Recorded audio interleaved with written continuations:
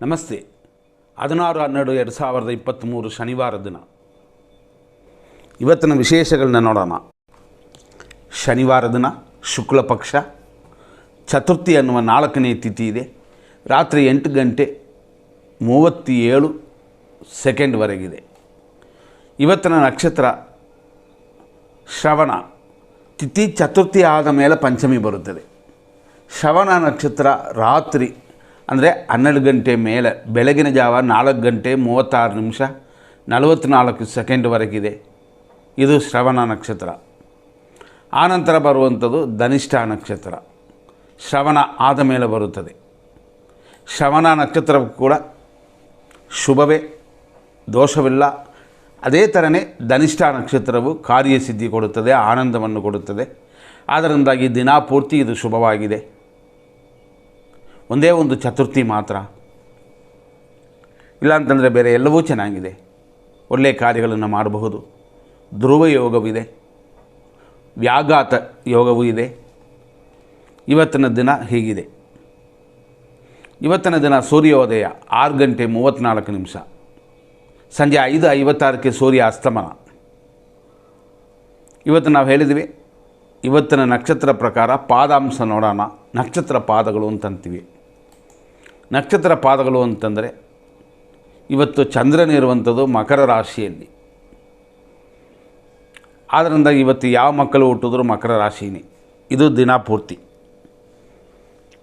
ನಕ್ಷತ್ರ ಪಾದಗಳಲ್ಲಿ ಬೆಳಿಗ್ಗೆ 6:34 ಅಂದರೆ ಸೂರ್ಯೋದಯದಿಂದ 11:57 ಶ್ರವಣ ನಕ್ಷತ್ರ 1ನೇ ಪಾದ. 11:57 ಸಂಜೆ 5:30 ಶ್ರವಣ ನಕ್ಷತ್ರ 2ನೇ ಪಾದ. ಸಂಜೆ 5:30 ಮೇಲೆ ರಾತ್ರಿ 11:04 ಶ್ರವಣ ನಕ್ಷತ್ರ 3ನೇ ಪಾದ. ಆನಂತರ ಅಂದರೆ ರಾತ್ರಿ 11:04 ಮೇಲೆ ಬೆಳಗಿನ ಜಾವ 4:37 ಶ್ರವಣ ನಕ್ಷತ್ರ 4ನೇ ಪಾದ. ಅಷ್ಟಕ್ಕೆ ಶ್ರವಣ ನಕ್ಷತ್ರ ಮುಗೀತದೆ. ಅಲ್ಲಿಂದ ಧನಿಷ್ಠ ನಕ್ಷತ್ರ ಪ್ರಾರಂಭವಾಗಿ ಬೆಳಗಿನ ಜಾವ 4:37 ನಾಳೆಯವರೆಗೂ ಇದೇ ಧನಿಷ್ಠ ನಕ್ಷತ್ರವಿದೆ. ಈ ರೀತಿ ಮಕ್ಕಳು ಹುಟ್ಟಿದ್ರೆ ಯಾವ ಸಮಯಕ್ಕೆ ಹುಟ್ಟುತ್ತಾರೋ ನೋಡಿಕೊಂಡು ಆ ನಕ್ಷತ್ರ ಪಾದಗಳನ್ನ ತಿಳ್ಕೊಳ್ಳಿ. ನೆಕ್ಸ್ಟ್ ನಾವು ನೋಡುವಂಥದ್ದು ಇವತ್ತೇನು ಅಂತಂದರೆ ಅಭಿಜಿತ್ ಮುಹೂರ್ತವನ್ನು ನೋಡೋಣ. 11:52-12:38 ಈ ರೀತಿಯೆಲ್ಲ ಕೆಲವು ವಿಷಯಗಳಿದೆ. ಆದರೂ ನಾವು ಮುಂದೆ ಹೋಗಿ 100% ದೋಷ, 100% ಅಶುಭವನ್ನು ಕೊಡುವೆ. ಅಂದರೆ ದೋಷವು ಅಶುಭವು ತೊಂದರೆಯನ್ನು ಕೊಡುವ ಸಮಯವನ್ನು ಫಸ್ಟ್ ನೋಡೋಣ. ಆಮೇಲೆ 100% ಒಳ್ಳೆಯ ಸಮಯವನ್ನು ಕೊಡೋಣ. ಬೆಳಗ್ಗೆ 6:34 7:20 ದುರ್ಮುಹೂರ್ತ. ಯಾವ ಕಾರ್ಯಗಳನ್ನು ಪ್ರಾರಂಭ ಮಾಡೋಕ್ಕೆ ಉತ್ತಮವಾಗಿಲ್ಲ. ಒಳ್ಳೆಯ ದಿನ ಅಂತ ಹೇಳಿದ್ರೂ ಈ ಕೆಟ್ಟ ಟೈಮ್ ಬಂದರೆ ಆ ಸಮಯದಲ್ಲಿ ಪ್ರಾರಂಭ ಮಾಡಬಾರದು. ಅದೇ ಥರನೇ 9:25 10:50 ರಾಹುಕಾಲ. 10:07 11:35 ನಕ್ಷತ್ರ ವಿಷಘಟಿಕಾ ಕಾಲ. ಆದ್ದರಿಂದಾಗಿ ರಾಹು ಕಾಲದಲ್ಲಿ ನಕ್ಷತ್ರ ವಿಷಘಟಿಕಾ ಕಾಲವೂ ಸೇರಿಕೊಳ್ತದೆ. ಈ ಸಮಯ ಅಪಾಯಕಾರಿ ಸಮಯ ಅಂತ ಸರಿಯಾಗಿ ಹೇಳಬೇಕು ಅಂತಂದರೆ 10:07 ಮೇಲೆ 10:50 ರಾಹುಕಾಲವು ನಕ್ಷತ್ರ ವಿಷಘಟಿಕಾವು ಸೇರಿ ಪೂರ್ತಿಯಾಗಿ ತೊಂದರೆ ಇರುತ್ತದೆ. ಯಮಗಂಡ ಕಾಲ ಇರೋದು ಮಧ್ಯಾಹ್ನ 1:40 3:06 ಮೃತ್ಯು ಅನ್ನುವ ಅಪಾಯಕಾರಿ ಸಮಯ ಇರುವಂಥದ್ದು ರಾತ್ರಿ 8 ಗಂಟೆಯಿಂದ 8:03 ಆಮೇಲೆ ವಿಷಘಟಿಕಾ ಕಾಲ ಬರುತ್ತದೆ. ರಾತ್ರಿ 1:50 3:25 ವಿಷಕಾಲ ಅಂತ. ಇಷ್ಟೆಲ್ಲ ಈ ಸಮಯದಲ್ಲಿದೆ. ಇದನ್ನು ಅವಾಯ್ಡ್ ಮಾಡಿಬಿಡಿ, ಪ್ರಾರಂಭ ಮಾಡಬಾರದು. ಆದರೆ ಒಳ್ಳೆಯ ಟೈಮಲ್ಲಿ ಯಾವತ್ತೋ ಮಾಡಿರೋದು ಅಥವಾ ಇವತ್ತು ಒಳ್ಳೆಯ ಟೈಮಲ್ಲಿ ಸ್ಟಾರ್ಟ್ ಮಾಡಿದರೆ ಈ ಕೆಟ್ಟ ಟೈಮಲ್ಲಿ ನಿಲ್ಲಿಸಬೇಕಾಗಿರೋ ಅವಶ್ಯಕತೆ ಇಲ್ಲ. ನಾವು ಪದೇ ಪದೇ ಹೇಳಿದ್ವಿ, ಯಾವತ್ತೂ ಶುಭ ಸಮಯ 100% ಇರುವಂಥದ್ದು ನೋಡೋಣ. ನಾವು ಹೇಳಿದ್ವಿ 7:20 ದುರ್ಮುಹೂರ್ತ. ಆದ್ದರಿಂದ 7:22 9:23 ಶುಭಕರವಾಗಿರುತ್ತದೆ. 9:25 10:50 ರಾಹುಕಾಲ ದೋಷವಿದೆ ಅಂತಂದ್ವಿ. ಇದರಲ್ಲಿ 11:37 1:38 ಮಧ್ಯಾಹ್ನದವರೆಗೂ ಶುಭಕರವಾಗಿದೆ. ಮಧ್ಯಾಹ್ನ 3:08 ಮೇಲೆ ಸಂಜೆ 7:58 ಶುಭವಾಗಿದೆ. ರಾತ್ರಿ 8:05 ರಾತ್ರಿ 1:48 ಶುಭವಾಗಿದೆ. ಅದೇ ಥರ ಲೇಟ್ ನೈಟ್ ಅಂದರೆ ರಾತ್ರಿ 3 ಗಂಟೆ 27 ನಿಮಿಷದಿಂದ ಶುಭಕರವಾಗಿದೆ. ಇದರಲ್ಲಿ ನಾವು ನೋಡುವಂಥದ್ದೇ ಏನು ಅಂತಂದರೆ, ಒಳ್ಳೆಯ ಟೈಮು ಅಂತ ಎಲ್ಲಿಂದ ನೋಡುತ್ತೀವೋ ಆ ಒಳ್ಳೆಯ ಟೈಮಲ್ಲಿ ಬೇರೆ ಏನು ದೋಷವಿದ್ದರೂ ಅದನ್ನು ಗಮನಿಸಲೇಬೇಕು. ಆದ್ದರಿಂದ ಹೆಚ್ಚಾಗಿ ಗಮನ ಕೊಟ್ಟರೆ ಖಂಡಿತವಾಗಿಯೂ ನಾವು ಅವಾಯ್ಡ್ ಮಾಡ್ಬೋದು, ದೂರ ಮಾಡಬಹುದು.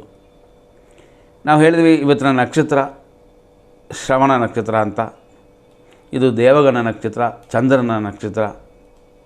ಇವತ್ತಿನ ದಿನ ಪ್ರಕಾರ ಇನ್ನೂ ಕೆಲವು ವಿಷಯಗಳನ್ನ ನೋಡುವುದಾದರೆ, ಈ 9 ಗಂಟೆ 23 ನಿಮಿಷದ ಒಳಗಡೆ ಬರುವಂಥ ಕೆಲವು ವಿಷಯಗಳು ವಾಣಿಜ್ಯೀಕರಣ. ಅದೇ ಥರ ಯೋಗ, ಧ್ರುವ ಯೋಗ, ತಿಥಿ ಚತುರ್ಥಿ, ಇಷ್ಟು ವಿಷಯಗಳು ಕೂಡ ಈ ಸಮಯದಲ್ಲಿ ಅಡಗುತ್ತದೆ. 11:37 ಮೇಲೆ ಬರುವ ಕೆಲವು ವಿಷಯಗಳನ್ನ ನೋಡೋಣ. ಸರ್ವಾರ್ಥ ಸಿದ್ಧಿ ಯೋಗವಿದೆ 11:37 ಮೇಲೆ 1:38ವರೆಗೂ. ಸೇಮ್ ಟೈಮಲ್ಲಿ ಇನ್ನೊಂದು ವಿಷಯ ಏನು ಅಂತಂದರೆ, ವ್ಯಾಘಾತ ಯೋಗವು ಈ ಸಮಯದಲ್ಲಿ ಇದೆ. ಇದನ್ನು ನೋಡ್ಕೋಬೇಕು. ಇವತ್ತು ಬರುವ ಗುರು ಹೊರೆ 7:31ರಿಂದ 8 ಗಂಟೆ 28 ನಿಮಿಷದವರೆಗಿದೆ. ಖಂಡಿತವಾಗಿಯೂ ಇದು ಶುಭಕರವಾಗಿರುತ್ತದೆ. ಗುರುವಿನ ಅನುಗ್ರಹದಿಂದ ಕೆಲವು ಕಾರ್ಯಗಳು ನಾವು ಮಾಡಬಹುದು. ಅದಕ್ಕೆ ದೇವರ ಆಶೀರ್ವಾದವಿರುತ್ತದೆ, ಗುರುವಿನ ಅನುಗ್ರಹವಿರುತ್ತದೆ. ನಂತರ ನೋಡುವ ಇನ್ನೊಂದು ಸಮಯ ಮಧ್ಯಾಹ್ನ 3 ಗಂಟೆ 8 ನಿಮಿಷದಿಂದ ಸಂಜೆ 7:58ವರೆಗೂ. ಹಂಗಾಗಿ ಮಧ್ಯಾಹ್ನ 3 ಗಂಟೆ ಮೇಲೆ ಇರುವಂಥ ಒಳ್ಳೆಯದನ್ನು ನೋಡೋಣ. ಈ ಸಮಯದಲ್ಲಿ ಏನೆಲ್ಲ ಇರುತ್ತದೆ ಹಂಗೆ ಅಂತ ನೋಡಿಕೊಂಡ್ರೆ ನಮಗೆ ಚೆನ್ನಾಗಿರುತ್ತದೆ. ವಿಷ್ಟೀಕರಣವಿದೆ. ಯಾಕೆಂತಂದರೆ ಇದು ಒಂದು ವಿಶೇಷ ಸಮಯ, ವಿಷ್ಟೀಕರಣ ಅನ್ನೋದು. ಇದರಲ್ಲೂ ನಾವು ನೋಡುವಂಥದ್ದು ಕುಂಭ ಲಗ್ನ ಒಂದು 11:37ರಿಂದ ಮಧ್ಯಾಹ್ನ 1:38ವರೆಗೆ ಇರುವ ಸಮಯದಲ್ಲಿ 10:39ನ ಮೇಲೆ 12:21ವರೆಗೂ ಕುಂಭ ಲಗ್ನವಿದೆ. ಅದರಲ್ಲಿ ಶುಭವಾಗಿರುವಂಥ ಸಮಯ ಅಂತ ನಾವು ಹೇಳಿದ ಈ ಸಮಯದಲ್ಲಿ ಹುಡ್ಕೊಳ್ಳಿ. ಅಂದರೆ 11:37ನ ಮೇಲೆ 12:21ವರೆಗೆ ಇರುವ ಕುಂಭಲಗ್ನ ಶುಭಕರವಾಗಿರುತ್ತೆ. ಆಮೇಲೆ ನೋಡುವಂಥದ್ದು ಅಮೃತಗಳಿಗೆ ಅಂತಂತೀವಿ. ಇದು 10:50ಕ್ಕೆ ಸ್ಟಾರ್ಟ್ ಆಗುತ್ತದೆ, 12:15ವರೆಗೆ ಇರುತ್ತದೆ. ಹಾಗಾಗಿ ಇದರಲ್ಲೂ ಅಮೃತಗಳಿಗೆಯಲ್ಲೂ ಕೂಡ ನಾವು ನೋಡುವಂಥದ್ದು ಏನು ಅಂತಂದರೆ 11:37ರಿಂದ ಶುಭಕರವಾಗಿ ಸುಮಾರು 12:15ವರೆಗಿದೆ. ಆದ್ದರಿಂದ ಈ ಸಮಯದ ಅಮೃತಗಳಿಗೇನೆ ಸಿದ್ಧಿಯಾಗೋದು, ಶುಭವನ್ನು ನೀಡುವಂಥದ್ದು. ನೆಕ್ಸ್ಟ್ ಬುಧ ಹೊರೆ. ಈ ಬುಧ ಹೊರೆಯಲ್ಲಿ ಸಮಯ ಅಂತಂದರೆ 11 ಗಂಟೆ 18 ನಿಮಿಷದಿಂದ 12:15ವರೆಗೂ ಶುಭಕರವಾಗಿದೆ. ವಿದ್ಯಾರ್ಥಿಗಳಿಗೆ, ವ್ಯಾಪಾರ ಮಾಡುವವರಿಗೆ ಉತ್ತಮ ಸಮಯವಿದು. ಸೋದರ ಮಾವನಿಂದ ಕಾರ್ಯಗಳು ಆಗಬೇಕು ಅಂತಂದರೆ ಈ ಸಮಯವನ್ನು ಉಪಯೋಗಿಸ್ಕೋಬೋದು. ಅಭಿಜಿತ್ ಮುಹೂರ್ತ 11:52 ಮೇಲೆ ಬರುತ್ತದೆ, ಮಧ್ಯಾಹ್ನ 12:38ವರೆಗಿದೆ. ಹಂಗಾಗಿ ನಾವು ಕೊಡೋ ಸಮಯದಲ್ಲಿ 12:52ರಿಂದ ಬೇರೆ ಚೇಂಜ್ ಆಗುತ್ತದೆ. ಅದರಿಂದಾಗಿ 11:52ರಿಂದ 12:38ವರೆಗೆ ಇರುವ ಅಭಿಜಿತ್ ಮುಹೂರ್ತದಲ್ಲಿ ಶುಭ ಕಾರ್ಯಗಳನ್ನು ಮಾಡಬಹುದು. ಮತ್ತು ಇನ್ನೊಂದು ಸಮಯವನ್ನು ನೋಡೋಣ, ವಿಜಯ ಮುಹೂರ್ತ ಅಂತ. ಇದು ಮಧ್ಯಾಹ್ನದ ಮೇಲೆ ಪ್ರಾರಂಭವಾಗುತ್ತದೆ, 2 ಗಂಟೆ 9 ನಿಮಿಷದಿಂದ 2:54ವರೆಗೆ ಇರುತ್ತದೆ. ಆದರೂ ಈ ಸಮಯದಲ್ಲಿ ಸ್ವಲ್ಪ ಗಮನ ಕೊಡಬೇಕು. ಸ್ವಲ್ಪ ದೋಷಗಳಿದ್ದರೆ ಅದನ್ನು ದೂರ ಮಾಡಿಬಿಡೋಣ. ನಾವು ಹೇಳಿದಂತೆ ವಿಜಯ ಮುಹೂರ್ತ ಮಧ್ಯಾಹ್ನ 2 ಗಂಟೆ 9 ಮೇಲೆ ಸ್ಟಾರ್ಟ್ ಆಗುತ್ತೆ ಅಂತಂದರೆ ಆ ಟೈಮಲ್ಲಿ ಸ್ವಲ್ಪ ಅನಾನುಕೂಲವಿದೆ. ನೋಡಿಕೊಂಡ್ರೆ ಖಂಡಿತವಾಗಿಯೂ ದೂರ ಮಾಡ್ಬೋದು. ಆ ನಂತರ ಬರುವ ಇನ್ನೊಂದು ಒಳ್ಳೆಯ ಸಮಯ ಅಂತಂದರೆ, ಅಂದರೆ ಇದೆಲ್ಲ ಮುಹೂರ್ತ ಕಟ್ಟಕ್ಕೆ, ಬೇರೆ ಕೆಲಸಗಳು ಶುಭ ಕಾರ್ಯಗಳು ಮಾಡೋಕ್ಕೆಲ್ಲ ಇದು ಉಪಯೋಗ ಆಗುತ್ತೆ ಅಂತ. ಶುಕ್ರ ಹೊರೆ ಸಂಜೆ ಬರುತ್ತದೆ, ಅಂದರೆ 4 ಗಂಟೆ 59 ನಿಮಿಷದ ಮೇಲೆ 5:56. ಇದರಲ್ಲೂ ಕೂಡ ಒಳ್ಳೆಯ ಶುಭ ಕಾರ್ಯಗಳನ್ನು ಮಾಡಬಹುದು. ಆದ್ದರಿಂದ ಈ ಸಮಯದಲ್ಲಿ ನಾವು ಫಸ್ಟೇ ಹೇಳಿದಂತೆ 5 ಗಂಟೆಗೆ ಒಂದು ಥರ ಅಂದರೆ ಸ್ವಲ್ಪ ದೋಷಗಳು ಬರುತ್ತದೆ, ಅದನ್ನು ಸಂಧಿಕಾಲ ಅಂತಂತೀವಿ. ಆದ್ದರಿಂದಾಗಿ ಏನು ಮಾಡಬೇಕು ಅಂತಂದರೆ ಖಂಡಿತವಾಗಿಯೂ ಈ 5 ಗಂಟೆಯಲ್ಲಿ ಬರುವ ಮುಹೂರ್ತಗಳು ಒಂದು ಥರ, ಕೆಲವು ಟೈಮಲ್ಲಿ ಸಂಧಿ ಕಾಲಗಳಿದೆ ಅಂತ ನೋಡ್ಕೋಬೇಕು. ಇದರಲ್ಲಿ ಶುಕ್ರ ಹೊರೆಯಲ್ಲಿ ನಾವು ನೋಡುವಂಥ ಸಮಯದಲ್ಲಿ 5ರಿಂದ ಖಂಡಿತವಾಗಿಯೂ ಶುಭವಾಗಿದೆ. 5:56ವರೆಗಿದೆ. ಇದನ್ನು ಉಪಯೋಗಿಸ್ಕೊಳ್ಳಿ. ಇಷ್ಟೆಲ್ಲ ನೋಡಿದ್ವಿ. ಇನ್ನು ರಾತ್ರಿಯಲ್ಲಿ ಬರುವ ಕೆಲವು ಮುಹೂರ್ತಗಳು ಅಂತ ಅಮೃತ ಕಾಲ ಅಂತ ಬರುತ್ತದೆ. ಆದರೆ ಈ ಸಮಯ ಬರೋದು ಸಂಜೆ 7 ಗಂಟೆ 8:28, ಅಂದರೆ 7 ಗಂಟೆಯಿಂದ 8:28ವರೆಗೂ ಇದು ಅಮೃತ ಗಳಿಗೆ ಅಂತಂತೀವಿ. ಈ ಸಮಯದಲ್ಲಿ 7 ಗಂಟೆಯಿಂದ ಖಂಡಿತವಾಗಿಯೂ 7:58ವರೆಗಿರುವ ಈ ಸಮಯವನ್ನು ಅಮೃತ ಗಳಿಗೆಯಲ್ಲಿ ಸೆಲೆಕ್ಟ್ ಮಾಡ್ಕೋಬೋದು. ಇಲ್ಲಿಯವರೆಗೆ ನಾವು ಇಷ್ಟು ವಿಷಯಗಳನ್ನ ನೋಡಿದ್ವಿ. ನಾವು ಎಂದಿನಂತೆ ನೋಡುವ ಬ್ರಹ್ಮ ಮುಹೂರ್ತದ ಕಡೆ ಗಮನ ಕೊಡೋಣ. ದಿನವೂ ಬ್ರಹ್ಮ ಮುಹೂರ್ತ ಇರುತ್ತದೆ. ಆ ಸಮಯದಲ್ಲಿ ಶುಭವಾಗಿರುತ್ತದ ಅಂತ ಒಂದೇ ಒಂದು ವಿಷಯ ಮಾತ್ರ ನೋಡ್ಕೋಬೇಕು. ಆ ಸಮಯ ಖಂಡಿತವಾಗಿ ಶುಭವಾಗಿದೆ. ಅಂದರೆ ಅದಕ್ಕೆ ಸರಿಯಾದ ಸಮಯ ಅಂತಂದರೆ 4 ಗಂಟೆ 53 ಮೇಲೆ ಶುಭಕರವಾಗಿ 5:43ವರೆಗೂ ಬ್ರಹ್ಮ ಮುಹೂರ್ತವಿದೆ. ಈ ರೀತಿ ಈ ದಿನವನ್ನು ಸೆಲೆಕ್ಟ್ ಮಾಡಿಕೊಳ್ಳಿ ನಿಮ್ಮ ಕಾರ್ಯಗಳಿಗಾಗಿ, ಒಳ್ಳೆಯ ಕಾರ್ಯಗಳಿಗಾಗಿ. ನಂತರ ನೋಡುವಂಥದ್ದು ಅವರವರ ನಕ್ಷತ್ರಕ್ಕೆ, ಅಂದರೆ ತಾರಾ ಮತ್ತು ಚಂದ್ರಬಲವನ್ನು ನೋಡುತ್ತೀವಿ. ತಾರಾಬಲ ಚಂದ್ರಬಲ ಅನ್ನೋ ಈ ವಿಷಯದಲ್ಲಿ ಕೆಲವು ವಿಷಯಗಳನ್ನ ಅಂಶಗಳನ್ನು ನೋಡೋಣ. ಅಶ್ವಿನಿ ನಕ್ಷತ್ರ ಮೇಷರಾಶಿಯಲ್ಲಿ ಜನನವಾದವರಿಗೆ ಇವತ್ತಿನ ದಿನ ಪ್ರಕಾರ ಕ್ಷೇಮವು, ಕೆಲಸ ಕಾರ್ಯಗಳ ಅಭಿವೃದ್ಧಿಯೂ ಉಂಟು. ನಂತರ ನೋಡುವಂಥದ್ದು ಭರಣಿ ನಕ್ಷತ್ರ ಮೇಷರಾಶಿ, ನಿಮಗೆ ಇವತ್ತು ವಿಪತ್ತಿದೆ, ಆದರೆ ಕೆಲಸ ಕಾರ್ಯಗಳ ಅಭಿವೃದ್ಧಿ ಉಂಟು, ಗಾಡಿಗಳಲ್ಲಿ ಹುಷಾರು. ನಂತರ ನೋಡುವಂಥದ್ದು ಕೃತಿಕಾ ನಕ್ಷತ್ರ 1ನೇ ಪಾದ, ಇದು ಮೇಷರಾಶಿಗೆ ಸೇರುತ್ತದೆ. ಸಂಪತ್ತಿದೆ, ಕೆಲಸ ಕಾರ್ಯಗಳ ಅಭಿವೃದ್ಧಿ ಎಲ್ಲ ಇದೆ, ನಿಮಗೆ ಇದು ಶುಭ ದಿನ. ಕೃತಿಕಾ ನಕ್ಷತ್ರ ವೃಷಭ ರಾಶಿ, ನಿಮಗೆ ಇದು ಶುಭ ದಿನವೇ. ಆದರೂ ವೃಷಭ ರಾಶಿಯವರಿಗೆ ಸ್ವಲ್ಪ ವ್ಯತ್ಯಾಸ ಇದೆ, ಕಾರ್ಯಗಳಲ್ಲಿ ಅಡೆತಡೆ ಇರುತ್ತೆ ಅಂತ, ಇದನ್ನು ಗಮನಿಸ್ಕೊಳ್ಳಿ. ನಂತರ ನೋಡುವಂಥದ್ದು ರೋಹಿಣಿ ನಕ್ಷತ್ರ ವೃಷಭ ರಾಶಿ, ಜನ್ಮತಾರೆ, ಕಾರ್ಯಗಳಲ್ಲಿ ಅಡೆತಡೆ ಉಂಟು, ದೇವರಲ್ಲಿ ಪ್ರಾರ್ಥನೆ ಇರೋದು ಉತ್ತಮ. ನಂತರ ನೋಡುವಂಥದ್ದು ಮೃಗಶೀರ್ಷ ನಕ್ಷತ್ರ ವೃಷಭ ರಾಶಿ, ಪರಮಮಿತ್ರ ತಾರೆ ಇದೆ, ಹಾಗಾಗಿ ಮಿತ್ರರಿಂದ ಅನುಕೂಲ ಉಂಟು, ಪಡ್ಕೊಳ್ಳೋದು ಕೂಡ ನಿಮಗೆ ಸೇರುತ್ತದೆ. ನಂತರ ನೋಡುವಂಥದ್ದು ಮೃಗಶೀರ್ಷ ನಕ್ಷತ್ರ, ಆದರೆ ಮಿಥುನ ರಾಶಿ, ಪರಮಮಿತ್ರ ತಾರೆ ಇದೆ, ಹಾಗಾಗಿ ಎಲ್ಲ ರೀತಿಯಲ್ಲೂ ಚೆನ್ನಾಗಿರುತ್ತದೆ. ಆದರೂ ಆರೋಗ್ಯದಲ್ಲಿ ತೊಂದರೆ ಇರುವವರು ಸರಿಯಾದ ಸಮಯದಲ್ಲಿ ಔಷಧಿ ತಗೊಳ್ಳಿ.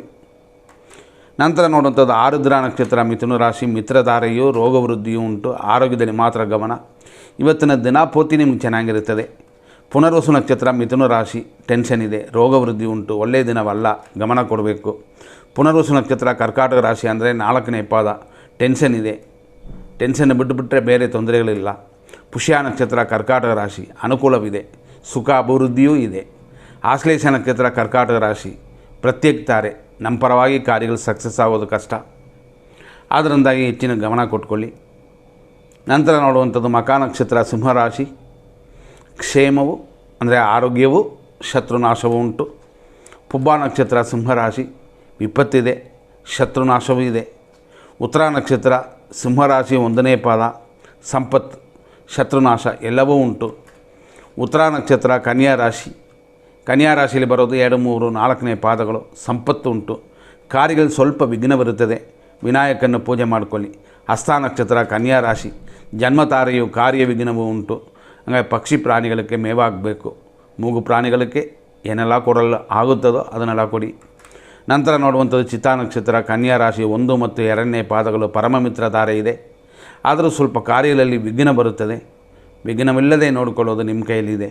ನೋಡಿಕೊಂಡು ಯಾರ ಹತ್ರ ಹೆಂಗೆ ಮಾತಾಡಬೇಕೋ ಆ ಥರ ಮಾತಾಡಿ. ಚಿತ್ತಾ ನಕ್ಷತ್ರ ತುಲಾರಾಶಿ, ಪರಮಮಿತ್ರ ತಾರೆಯು ರೋಗ ಭಯವೂ ಉಂಟು, ಆದ್ದರಿಂದ ಮಿತ್ರರಲ್ಲಿ ಚೆನ್ನಾಗಿರಿ, ಕೆಡಿಸ್ಕೋಬೇಡಿ.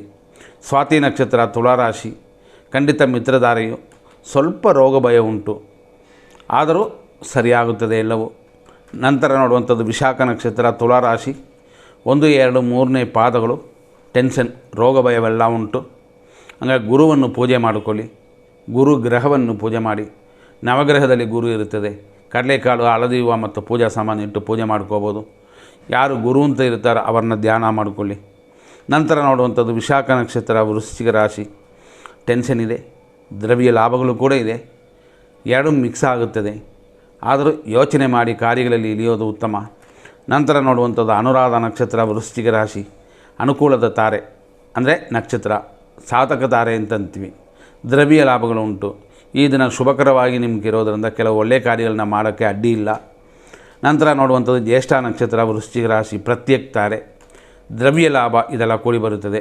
ನಿಮಗೆ ಅನುಕೂಲಕರವಾಗಿ ಕಾಣಿಸಲಿಲ್ಲ, ಆದ್ದರಿಂದ ಎಚ್ಚರ. ನಂತರ ನೋಡುವಂಥದ್ದು ಮೂಲ ನಕ್ಷತ್ರ, ಧನುಸು ರಾಶಿ. ಕ್ಷೇಮವು ಧನಹಾನಿಯು ಉಂಟು, ಅಂದರೆ ಆರೋಗ್ಯ ಚೆನ್ನಾಗಿರುತ್ತದೆ. ಆದರೆ ಹಣಕಾಸು ವಿಷಯದಲ್ಲಿ ಎಚ್ಚರವಾಗಿದ್ದರೆ ಎಲ್ಲವನ್ನು ದೂರ ಮಾಡಬಹುದು. ನಂತರ ನೋಡುವಂಥದ್ದು ಪೂರ್ವಾಷಾಢ ನಕ್ಷತ್ರ, ಧನುಸು ರಾಶಿ. ನಿಮಗೆ ಈ ದಿನ ವಿಪತ್ತು, ಏಟು, ಗಾಯಗಳು, ಧನಹಾನಿ, ಆಸ್ಪತ್ರೆ ಖರ್ಚುಗಳೆಲ್ಲ ಉಂಟಾಗುತ್ತದೆ. ಶುಭ ಖರ್ಚಿಗಿಂತ ಅಶುಭ ಖರ್ಚೇ ಎಚ್ಚರ. ನಂತರ ನೋಡುವಂಥದ್ದು ಉತ್ತರಾಷಾಢ ನಕ್ಷತ್ರ, 1ನೇ ಪಾದ, ಧನುರ್ ರಾಶಿ. ಸಂಪತ್ತಿದೆ, ಆದರೆ ಧನಹಾನಿಯೂ ಇದೆ. ಕೈಯಲ್ಲಿ ಏನು ಸಿಗ್ತದೋ ಭದ್ರವಾಗಿಟ್ಕೊಳ್ಳಿ. ಪೇಪರ್ ಅದೆಲ್ಲ ಇಲ್ಲದೆ ಏನೂ ಕೊಡಬೇಡಿ. ನಂತರ ನೋಡುವಂಥದ್ದು ಉತ್ತರಾಷಾಢ ನಕ್ಷತ್ರ, ಆದರೆ ಮಕರ ರಾಶಿ. 2, 3, 4ನೇ ಪಾದಗಳು. ಸಂಪತ್ತಿದೆ, ಶರೀರ ಸುಖವಿದೆ. ಇವತ್ತು ಶುಭ ದಿನವಾಗಿದೆ ನಿಮಗೆ. ಶ್ರವಣ ನಕ್ಷತ್ರ, ಮಕರ ರಾಶಿ. ಜನ್ಮ ತಾರೆಯು, ಅದೇ ಸಮಯದಲ್ಲಿ ಶರೀರ ಸುಖವೂ ಇದೆ. ಜನ್ಮ ನಕ್ಷತ್ರವನ್ನು ಹೇಳಿ ಪೂಜೆ ಮಾಡಿಸ್ಕೊಳ್ಳಿ. ಧನಿಷ್ಠ ನಕ್ಷತ್ರ, ಮಕರ ರಾಶಿ. ಪರಮಮಿತ್ರಧಾರೆ, ಶರೀರ ಸುಖವೆಲ್ಲ ಉಂಟು. ನಂತರ ನೋಡುವಂಥದ್ದು ಧನಿಷ್ಠ ನಕ್ಷತ್ರ, ಕುಂಭರಾಶಿ. ಯಾಕೆಂತಂದರೆ ಇದರಲ್ಲಿ 3 ಮತ್ತು 4ನೇ ಪಾದಗಳು ಬರುತ್ತದೆ. ಪರಮಮಿತ್ರಧಾರೆ ಇದೆ. ಸ್ವಲ್ಪ ಹೆಚ್ಚು ಖರ್ಚುಗಳು ಆಗುತ್ತದೆ, ಅದನ್ನು ಮಾತ್ರ ಕಂಟ್ರೋಲ್ ಮಾಡಿಕೊಳ್ಳಿ. ಶತಭಿಷ ನಕ್ಷತ್ರ, ಕುಂಭರಾಶಿ. ಮಿತ್ರಧಾರೆಯು, ಧನ ವ್ಯಯವೂ ಉಂಟು. ನಂತರ ನೋಡುವಂಥದ್ದು ಪೂರ್ವ ಭಾದ್ರಪದ ನಕ್ಷತ್ರ, ಕುಂಭರಾಶಿ. 1, 2 ಮತ್ತು 3ನೇ ಪಾದಗಳು. ಟೆನ್ಷನ್ ಇದೆ, ವ್ಯಯವಿದೆ, ಶುಭ ದಿನವಾಗಿ ಕಾಣಿಸಲಿಲ್ಲ, ಎಚ್ಚರವಾಗಿ ಹೆಜ್ಜೆ ಇರಿ. ನಂತರ ನೋಡುವಂಥದ್ದು ಪೂರ್ವ ಭಾದ್ರಪದ ನಕ್ಷತ್ರ, 4ನೇ ಪಾದ, ಮೀನರಾಶಿ. ಟೆನ್ಷನ್, ಇಷ್ಟಾರ್ಥ ಸಿದ್ಧಿಯೆಲ್ಲ ಉಂಟು. ಉತ್ತರ ಭಾದ್ರಪದ ನಕ್ಷತ್ರ, ಮೀನರಾಶಿ. ಸಾಧಕಧಾರೆ, ಇಷ್ಟಾರ್ಥ ಸಿದ್ಧಿಯೆಲ್ಲ ಉಂಟಾಗುತ್ತದೆ. ಆದ್ದರಿಂದ ಶುಭ ದಿನವಾಗಿದೆ ನಿಮಗೆ. ರೇವತಿ ನಕ್ಷತ್ರ, ಮೀನರಾಶಿ. ಅಷ್ಟೊಂದು ಶುಭಕರವಾಗಿಲ್ಲ, ಒಂದು 50% ಕೂಡ ಅಷ್ಟು ಚೆನ್ನಾಗಿಲ್ಲ. ಎಚ್ಚರವಾಗಿರಿ, ಗಮನ ಕೊಡಿ, ಪ್ರಾಣಿಗಳ ಹತ್ರ ಎಚ್ಚರ. ಈ ರೀತಿ ಮೇಂಟೈನ್ ಮಾಡಿಕೊಂಡ್ರೆ ಇವತ್ತಿನ ದಿನ ಉತ್ತಮವಾಗಿರುತ್ತದೆ. ನಮ್ಮ ಪ್ರೋಗ್ರಾಮ್ನ ನೋಡುವ, ಕಮೆಂಟ್ಸ್ ಕೊಟ್ಟಿರುವ ಎಲ್ಲರಿಗೂ ನಮ್ಮ ವಂದನೆಗಳು. ಸಪ್ರೇಟ್